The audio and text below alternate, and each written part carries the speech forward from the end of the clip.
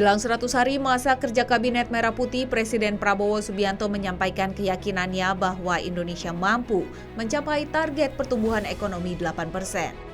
Kepala negara menegaskan komitmen dalam transformasi nasional, di mana seluruh kebijakan yang diambil diarahkan untuk meningkatkan kemakmuran seluruh rakyat Indonesia. Salah satu target utama yang diproyeksikan bisa segera tercapai dalam setidaknya 4 tahun adalah swasembada pangan.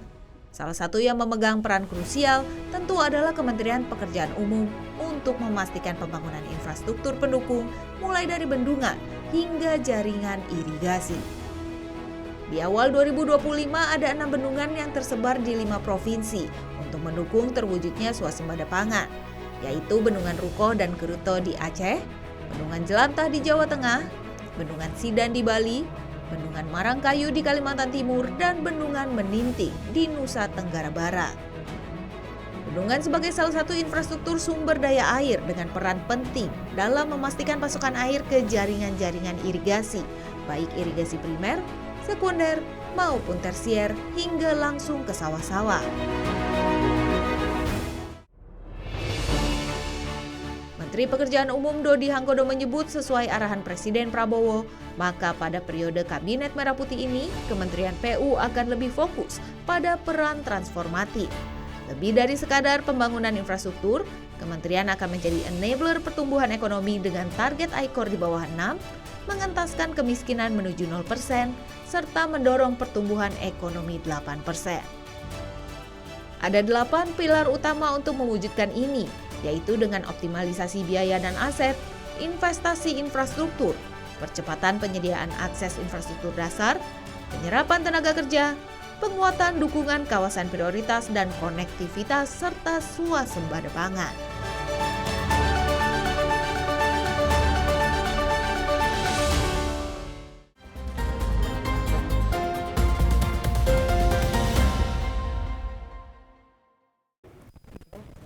Baik, ada cerita nggak Pak yang bisa dibagi kepada pemirsa terkait dengan proses kerja keras PU untuk membuat bendungan ini? Nah, terima kasih Mbak.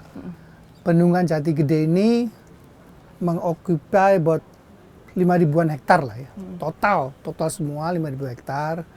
Dari 5.000 hektar yang kita airi di hari ini, yang kita genang itu sekitar 3.900-an hektar. Mungkin terdiri dari 5-6 desa ya. 5-6 desa di masa lampau ya.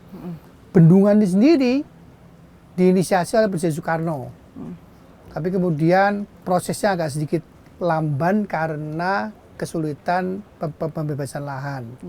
Proses pembebasan lahan itu mungkin baru berakhir sekitar hampir nearly 2007-an lah. Di mana pada saat itu kita mulai start konstruksi awal tuh sekitar April 2007. Selesainya sebetulnya 2015. 2015 itu adalah penggenangan pertama kali. Jadi pertama kali air netes itu 2015, tapi diresmikan oleh Pak Jokowi 2017. Baik. Full seperti hari ini 2020. Ini fungsi utamanya sebetulnya paling satu adalah produksi banjir. Mereduksi banjir ya, paling Pak utama, paling utama sih produksi banjir. Produksi banjir di area Majalengka, Indramayu, Cirebon dan sekitarnya lah, sampai dengan Garut dan sekitarnya. Baik. Kalau Mbak kurang percaya bisa dicek tuh di area Indramayu. Sekarang kan ya banjir tetap ada kan, karena kan banjir ini kan terkait juga sama sampah kan. Betul. Makanya saya itu selalu mengencourage semua Pemda, tolonglah dibikin woro-woro terus menerus gitu kepada masyarakatnya supaya jangan buang sampah sembarangan, supaya buang sampah itu dipilah-pilah lah, mulai mana plastik, mana kaca, mana ini segala macam, sehingga kemudian proses berikutnya lebih mudah. Kesadaran warga ya Pak ditingkatkan. Memang ini agak Pemda itu agak reluctant karena ini kan sesuatu yang susah diukur sama uang kan. Betul. Beda kalau kita bangun bendungan 1T, 2T kelihatan bentuknya. Kalau ini kan susah. Ya sama kayak guru lah ngajar gitu, gaji kecil kan, makanya guru disebut pahlawan tambah tanda jasa gitu-gitu Mbak. Baik, nah selain tadi Bapak bilang fungsi utamanya mereduksi banjir, bagaimana dengan fungsi irigasi? Oh iya, fungsi irigasi tidak bisa dilepaskan dari bendungan ini, karena bendungan ini kan dibangun memang di dekat saluran daerah irigasi yang sudah lama. Jadi ini salah satu sebab area dipilih karena dia terdekat dengan yang kita sebut dengan daerah irigasi rentang.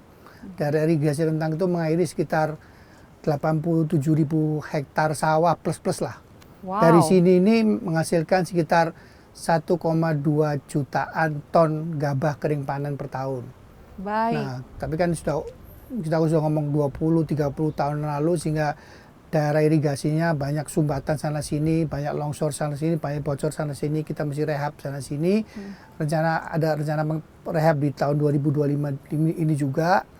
Bekas rehaban-rehaban kita di tahun-tahun sebelumnya, kita harapkan bisa meningkatkan produksi gabah itu sampai dengan 1,9 sampai dengan 2 juta ton gabah kering panen per tahun. Baik, ini ilmu baru lagi nih Pak, bagi pemirsa Berita Satu juga melihat bahwa ternyata bendungan ini sangat multifungsi ya. Sangat multifungsi. Sangat multifungsi, Wah, keberadaannya, sangat reduksi multifungsi. banjir, Ya. terkait dengan irigasi, Betul. bahkan juga bisa menjadi tempat wisata juga ya Betul, Pak ya. Di sini makanya bendungan ini salah satu fungsinya itu nggak hanya ngomong ketahanan air, tapi ketahanan pangan, juga ketahanan energi kan. Baik. Kan bisa bikin PLTA, bisa bikin PLTS. Ya, gitu. rencananya kalau PLTS akan dibangun juga ya Pak, dicoba di PLTS sini. rencana ada 100 megawatt. Kita sedang diskusikan dengan PLN, Indonesia Power dalam hal ini, bagaimana kemudian bisa memastikan itu akan terjadi seperti PLTA-nya, kira-kira gitu lah. Oke, ini juga salah satu bagian dari target Indonesia menciptakan energi yang bersih ya Pak, energi yang baru ya. Green energy, terus bagaimana kita bisa bertransformasi secara lebih cepat dari energi fosil menjadi energi baru dan terbarukan. Green energy dan blue energy kita harus tingkatkan dengan cepat. Kita harapkan kurang dari 10 tahun kita bisa bertransformasi penuh kepada green energy dan blue Green energy tersebut ya. Pak ya. Nah, sekarang saya mau bahas nih Pak terkait dengan PU-nya sendiri. PU, Di bawah oke. komandonya Pak Dodi, PU ingin membuat suatu perubahan shifting kerja, yaitu Betul. menjadi enabler pembangunan. Nah, terkait dengan ini mungkin bisa Pak dijelaskan sedikit apa yang menjadi fokus PU saat ini? Sebenarnya PU ini kan orang-orangnya top-top hebat semua lah, pekerja keras semua. Yang kurang dikerjakan itu adalah satu, melihat konektivitas, apa yang dikerjakan si A itu kadang-kadang nggak nyambung sama yang dikerjakan si B. Jadi itu suatu hal yang kita mesti kerjakan. Terus apa sih efek positifnya ke masyarakat sekitar gitu ya? Tidak hanya ngomong ke depan ekonomi naik 8%, tapi hari ini nih kalau lu bangun jalan misalnya warung samping itu kira-kira Dampak apa yang dirasakan? itu sesuatu hal yang saya sekarang lagi encourage teman-teman untuk juga mulai ngeliat tuh. Karena itu kan sesuatu hal yang cepat dan kemudian kita bisa langsung tahu, oh ini kurang begini, kurang begitu kan dari situ. Nah, itu dulu kita lihat tuh, itu dulu lagi. Karena kalau saya mencoba menerjemahkan apa yang Pak Prabowo di mana-mana sering bicarakan, ICOR turunin, kemiskinan turunin, ekonomi harus naik sekian persen. Nah, itu kemudian kami canangkan bersama-sama dengan para Dirjen, Sekjen, dan Irjen, dan Ibu Wakil Menteri, kita canangkanlah PU 608. PU 608 itu basically bagaimana PU itu bisa membantu Pak Presiden menurunkan ICOR turun dari 6. Ya, betul. Salah satu cara adalah yang kita sedang upayakan, kita tingkatkan kemudian dari tahun-tahun kemarin adalah penggunaan APBN di proyek-proyek ini kita minimalisirkan. Tapi tingkatkan kolaborasi. Ya, benar. Kita tingkatkan kolaborasi dengan swasta, kita tingkatkan kolaborasi dengan stakeholder di luar. Di luar ini kan banyak uang beredar nih. Betul, Tinggal kita bicara dengan mereka. Saya sih yakin kalau kita bisa yakinkan mereka kebocoran itu 0%, saya yakin mereka akan berdatangan. Yang jadi masalah kan selama ini adalah terasumsi kebocoran itu tinggi, sehingga udah orang-orang akhirnya males kan berinvestasi di Indonesia kan begitu. Begitu sebenarnya ICOR kita kan tinggi banget. Betul. Nah, target saya sebetulnya ICOR itu paling enggak bisa di bawah 6 lah, 5,9, 5,8. Mudah-mudahan bisa kurang lagi. Baik. Yang berikutnya yang 0% itu kemiskinan. Ya, betul. Kemiskinan harus kita dorong habis sampai ke dengan 0%. Jangan ada lagi deh kemiskinan ekstrim, itu nggak boleh lagi dah. Mosok Indonesia sekaya ini masih ada masyarakat yang miskin, nggak boleh gitu. Tidak boleh. Yang terakhir tadi 8 yang ya Pak? terakhir adalah pertumbuhan ekonomi 8%. Baik, nah terkait dengan target-target ini Pak, apakah dari internal PU sendiri menetapkan skala waktu tertentu untuk evaluasi target-targetnya di internal? Oh iya, secara berkala kita harus evaluasi. Ada 3 bulanan, ada 6 bulan, ada tahunan. Biar progresnya terlihat ya Pak ya. Baik, terakhir Pak, pertanyaan saya. Ini merupakan tahun pertama Kementerian PU kembali menjadi PU lagi. Karena kan 10 tahun terakhir, 1 dekade terakhir masyarakat kenalnya PUPR ya Pak ya. Nah, di Komando yang Pak Dodi Hanggodo sendiri, apa yang menjadi harapan Pak Dodi dan apa yang ingin disampaikan kepada masyarakat untuk dapat mendukung juga kinerja dari pemerintahan Prabowo Subianto khususnya melalui Kementerian PU Pak? Silakan. Ya, basically saya tadi kan saya sampaikan, sebenarnya teman-teman PU ini sudah jagoan semua, hebat-hebat semua. Tinggal kemudian kita lebih sering mendengarkan feedback dari masyarakat sekitar, feedback dari masyarakat-masyarakat yang terkena dampak infrastruktur kita.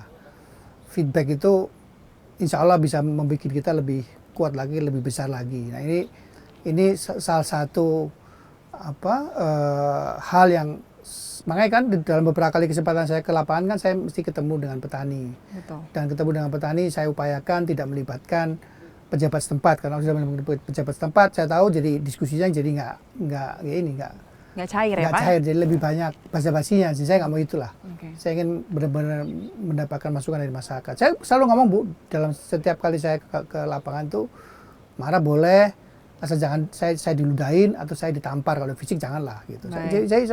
Saya justru mengencourage para masyarakat itu menginfokan ke kita. Memang di kita banyak kekurangan. Plus yang kedua kan juga anggaran terbatas yang mohon dimaklumi.